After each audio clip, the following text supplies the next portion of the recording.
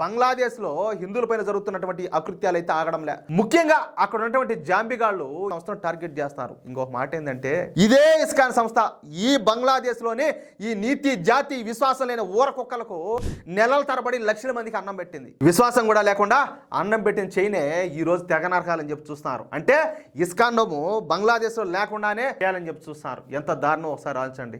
ఇప్పటికే ఇస్కాన్ గురువు అయినటువంటి ప్రముఖ హిందూ నాయకుడు అయినటువంటి చిన్మయ్ కృష్ణదాస్ ని, ఆయనతో పాటు మరికొంతమంది హిందూ మత గురువుల్ని బంగ్లాదేశ్ జాంబిగాళ్ళు అరెస్ట్ చేసేశారు. హిందువుల ఆస్తులు, ఆలయాలు, వ్యాపారాలు మొత్తం వీళ్ళ మీద దాడులు చేస్తా ఉన్నారు. భయానకంగా ఉన్నది అక్కడ వాతావరణం.